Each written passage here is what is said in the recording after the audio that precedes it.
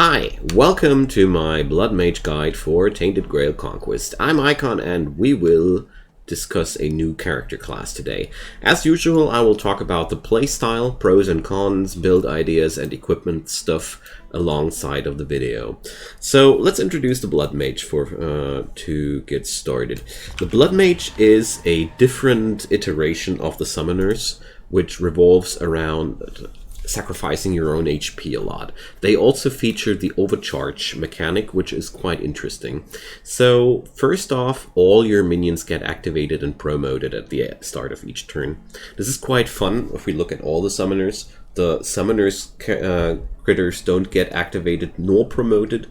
The minions of the Necromancer only get activated, and the minions of a Blood Mage get activated and promoted.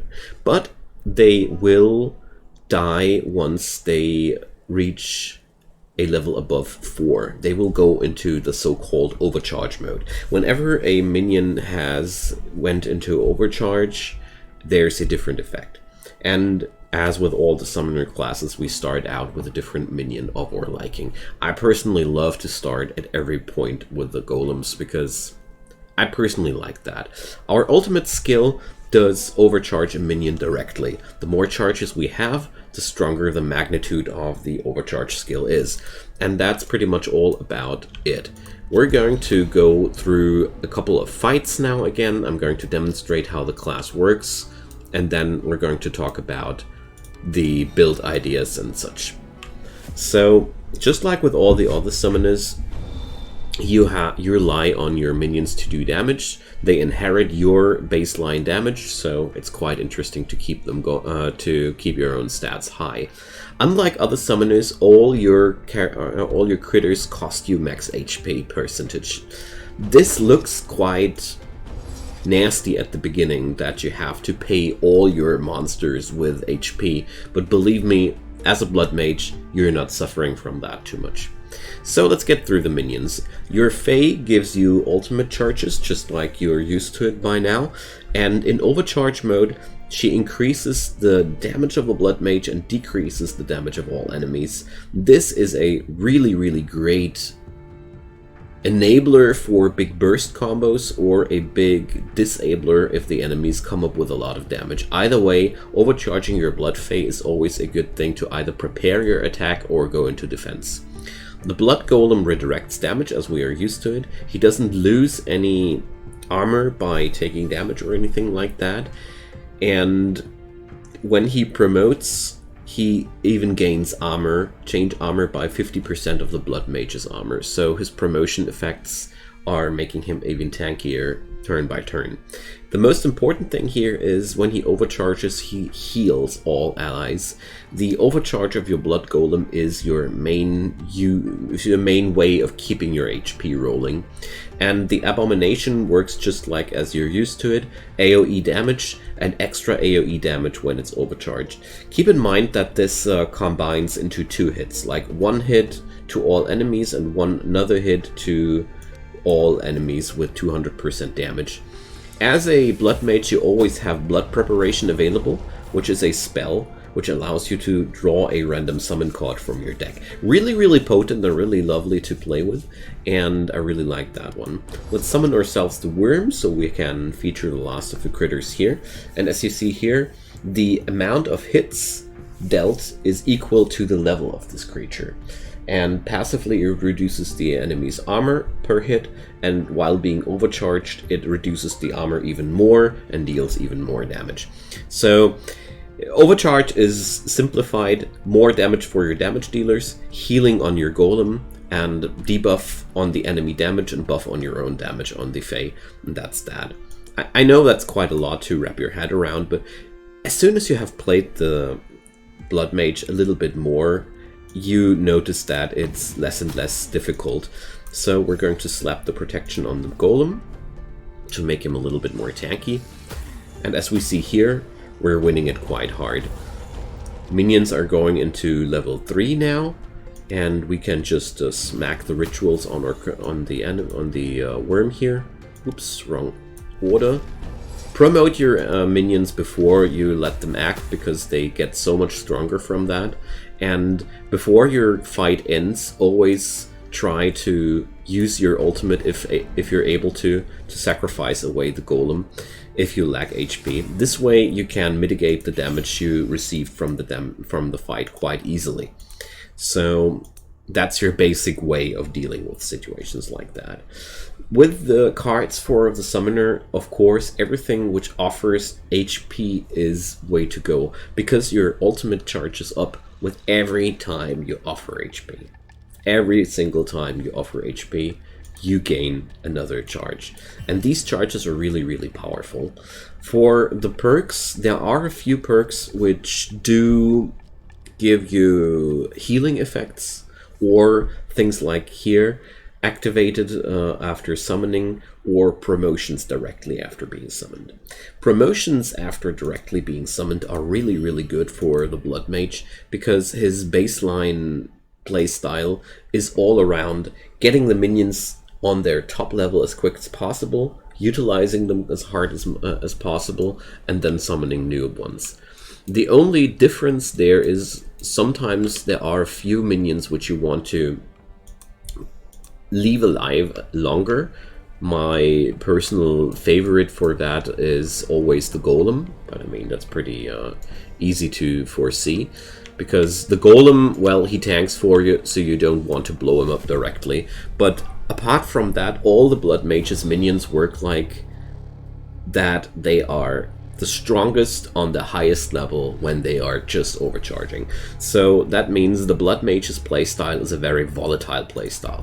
You want to let your critters go explode. You want to take damage when you're doing stuff. Sometimes it's even valuable to just sacrifice HP just because you want to get your ultimate skill up online. In that way, the Blood Mage really is a very special character, because all the other classes, the other summoning classes, have a completely different profile how they work. Whereas with the Blood Mage, you can deal tremendous amounts of damage in very short amounts of time. Check this out. The Worm now deals triple 3 attacks per turn, and we're just going to sacrifice away that golem here, heal ourselves up, and keep going. The general verdict from my side is the Blood Mage is the fastest of the summoners.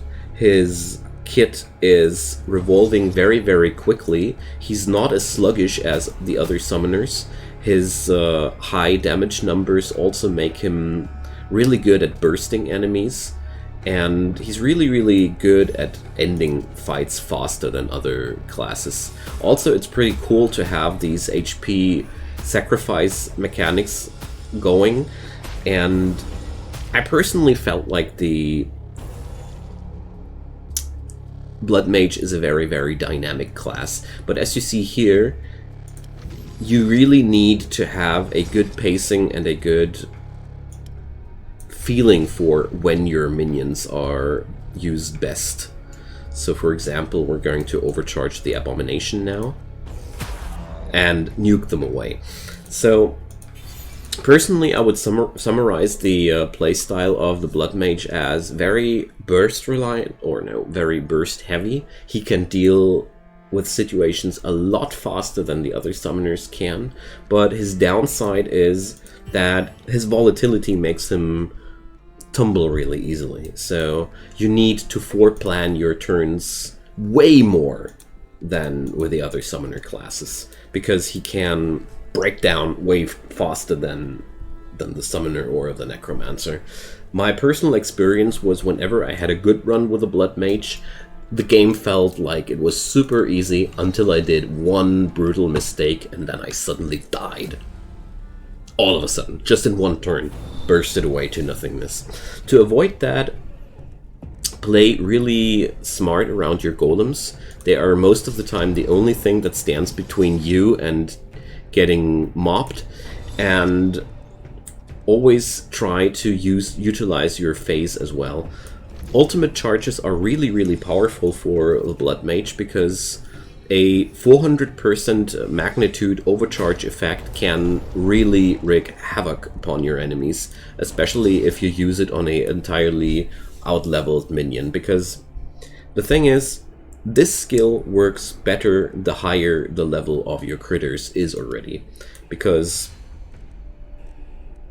the attack from the overcharge is always determined around the stats the creature has right now. So basically, if you overcharge with the ultimate a level 4 critter, it's going to be a lot stronger than if you're just using it on a level 1 critter. So ideally, we want to promote our critters until they had level 4, and then go into a full-on overcharge like that. Here we go. Also keep in mind that when you promote a minion above level 4, this happens. You immediately trigger their overcharge effect, but it dies also. Every minion beyond level 4 will die. So this way you can also just forcefully trigger their effect. But I personally really like to go like that. And that's something that's really also worth mentioning. The attacks of your snake cannot spread over several monsters. As you saw here, it just fired its attacks on one enemy, one of the 4, and the others went into nothingness. Quite important to know, if you rely on the worm to kill a pack of enemies, you'll be most likely very sad about that.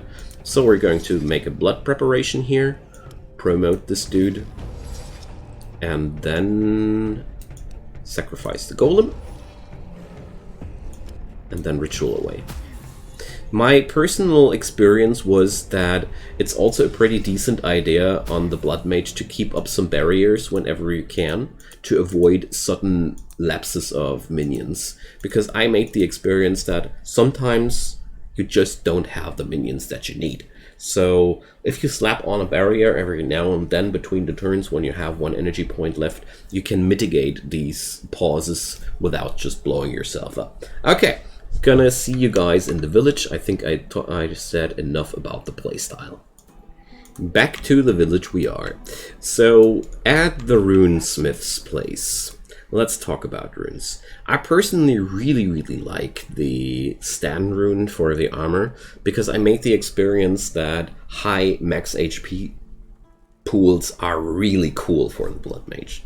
Because most of the time, I made the experience that I only had to suffer damage for 1 or 2 turns tops before my minion machinery came into swing again. And therefore, since you have in your base kit, without any perks or some other things externally added, a reliable heal mechanism, a high HP pool means you take that 1 lethal blow, slowly heal yourself up again after that. Really good lifesaver. More useful than on all the other minion master classes. But of course, since the golem is inheriting a part of your own armor, the Ethel rune is a pretty valid choice for the armor slot as well. As with all the other summoner classes, I wouldn't go too strong into first turn effects unless you have a highly upgraded tier rune, which spreads its effect over the first couple of turns. It's basically like a cracked tier rune is horrible for summoners in general. A highly upgraded tier rune can mitigate the first few turns where your whole business needs to crank up and can be really useful. Apart from that, for the weapon slot, I keep recommending the Gar rune because baseline damage is just awesome. If you don't want to go for that, I really like the Calc rune as well. It might be not much, it's just the first turn of combat card, but the first turn of combat is so important, and being able to do 1 action more in general can be really useful. Especially this rune is pretty powerful when upgraded. The armor slot versatility with the HP heal after combats, I wouldn't recommend it because the Blood Mage has way too many own options to refill the HP bar. It's just if you're too lazy to blow up golems after fights, then it would be an idea. But then again, I would always say you'd be better off with a Stan rune or a Ethel rune.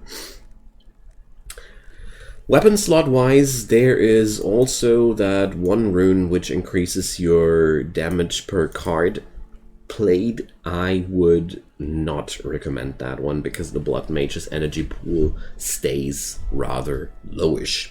Okay, so let's summarize the Blood Mage as the most volatile and quick class of the summoner classes. He is very good at bursting enemies. He's very good at sustaining from damage. He's also very good at playing with low HP amounts in general. There's even a perk which revolves around you being below 25% of your max HP at all the times. And his strongest sides are that he can rack up damage really, really quickly. With a Blood Mage, I never ran into the problem that I wasn't able to take down my enemies quickly enough. The Bloodworm can take down the enemy's armor real quick. The Blood Abomination spreads out AoE like crazy if you pump it up really quickly. Damage is not the problem. The great weakness lies in longer fights where you have to put up a wall of resistance reliably turn after turn after turn. And there are the more your enemies are focused into a playstyle which slowly ramps up, like some of those giants which grow stronger every turn, that's where the Blood Mage really suffers the most. And, well, from my personal experience, focusing into a really strong burst and focusing into a steady supply of golems worked best for me. So feel free to add any ideas to that, because this is already the end of this video. I hope it was helpful for you. If there are any questions, drop them into the comments below. I'd be more than happy to answer those. Leave a thumbs up if you liked that video, and of course check out my channel where I do daily content for you. Just subscribe, turn on those notifications, and you won't miss anything in the future. Besides that, down there's also links to my stream channel where I do daily streams, and also links to sites where you can buy me a coffee or support me otherwise, because sadly life costs money and your help is much appreciated. But do you know what also helps? Watching these videos, and I'm really, really grateful you did. See you guys next time and have fun. Bye bye.